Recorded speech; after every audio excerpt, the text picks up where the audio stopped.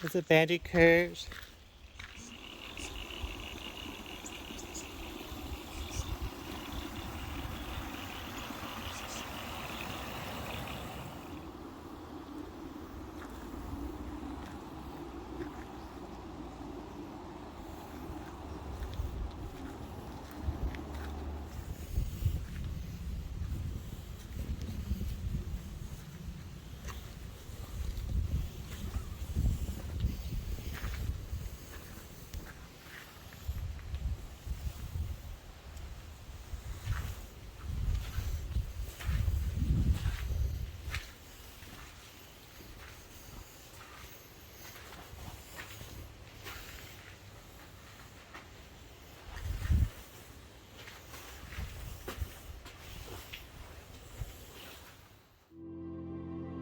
Hi everyone and welcome to episode 7, The Cave. We're so excited to share this journey with you. Join us as we follow the trail of Captain Thunderbolt. Fred Ward was born in 1835 and he was better known as Captain Thunderbolt. He was one of the longest roaming bushrangers in Australian history. He was very familiar with the Tenterfield region and Hunter, New England area, using the region as both a hideout and hunting ground for his hold-ups. The many caves and bushy hideouts across the New England area were some of Thunderbolt's favourites, and we're going to show you one of the most famous hideouts.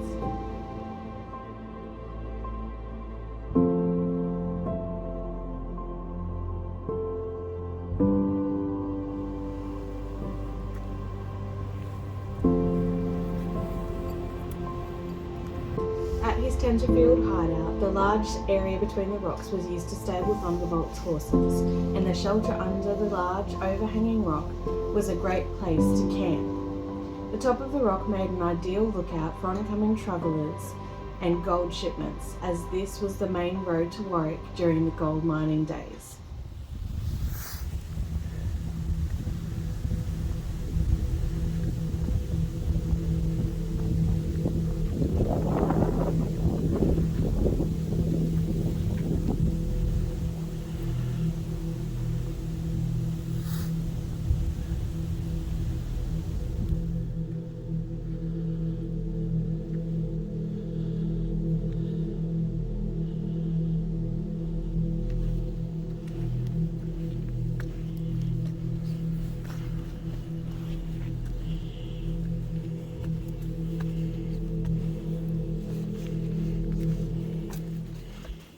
In his early years, Fred was an excellent horseman and he had an eye for quality horses, which resulted in him being caught up in a horse stealing racket.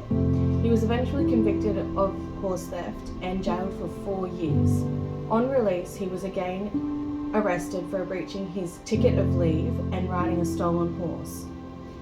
On September 11, 1863, he and a companion escaped from a prison work group on Cockatoo Island in Sydney and swam to their freedom.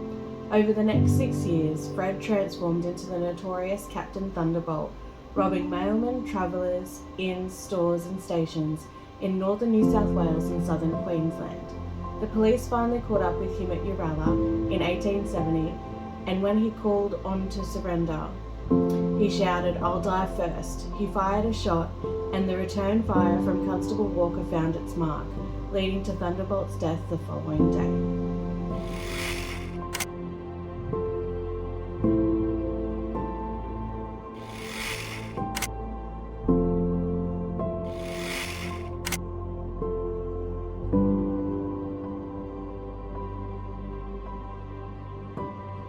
So we're here in the cold and windy Uralla and we're here at Captain Thunderbolt's grave.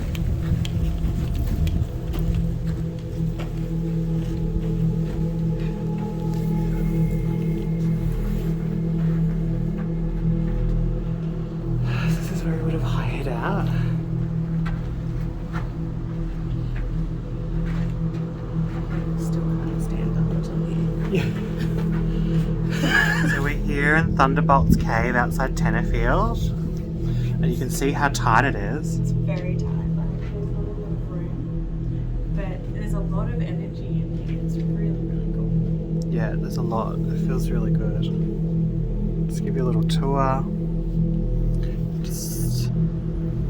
That's quite low, but you can see why they all hid out up here. It's like a natural stone home, big arch. Have your fire. It's weatherproof. There's a creek down there. It's very cool. Okay, see you later. Bye. We were very fortunate to be able to find the cave that Thunderbolt did hide out that we've already talked about. And upon entering that cave, it was a very peaceful atmosphere. And I found it probably the most surprising thing to me was you couldn't really hear anything too much. Like you could hear the big sounds that were kind of happening, but not anything too much further up. And Ben will talk a little bit more about that as well, as he went further up the mountain than I did. But it was definitely a very peaceful and calm and tranquil place. And you could feel this powerful energy that was in there that I felt was directly connected to Thunderbolt. And there were definitely a lot of hiding places in there, so it was quite interesting to see where he would have been able to evade capture and where he would have enjoyed his downtime, I assume, in between everything else that he was up to. There were really beautiful carvings inside the place. Some, I assume, given on how old they looked, were from his time, and some that were a bit newer and a little bit more of a lover's lane kind of thing. But it all added to the overall feel of that location, and it was really nice to go up into the lookout as well, which was up just a little bit from the cave, and I hope you'll see that from our footage and photos as well.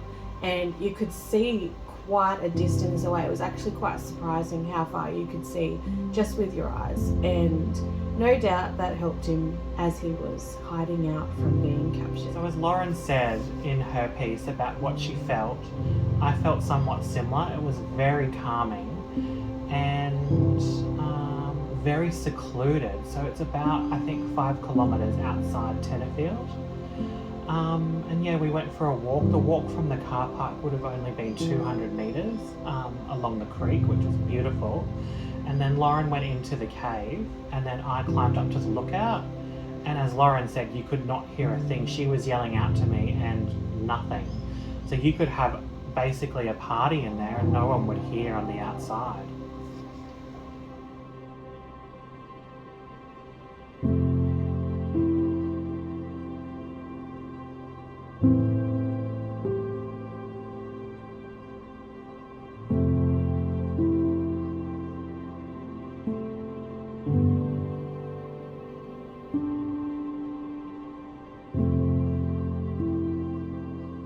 So Thunderbolt avoided capture mainly because of his relationship he had with local residents, and he only stole the best horses, making it difficult for the police. He never shot a single person, and he was somewhat generous in his hold-ups. Legend has it, once he held up a travelling German band, but after making them play for him, he gave them some of their money back and they went on their way. So a personal link with this story, I have a family account that tells of my third great grandparents on my father's side, John and Lydia Dewberry. They would help the famous bushranger, Captain Thunderbolt. He would water his horses in the creek behind their house in Tilbuster, outside Armidale. He would join the family for meals, and all the children were told to always stay quiet if they were ever questioned by the state troopers.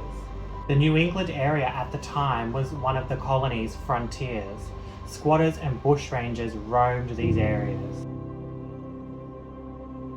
As we went through learning all about Thunderbolt, we journeyed on to a castle that we stayed at, which will be part of our next episode, and we were very surprised to find out that Thunderbolt had a link to that place also, and we're so excited to share that with you in our next YouTube video. Thanks for watching. Thank you. Bye. Bye.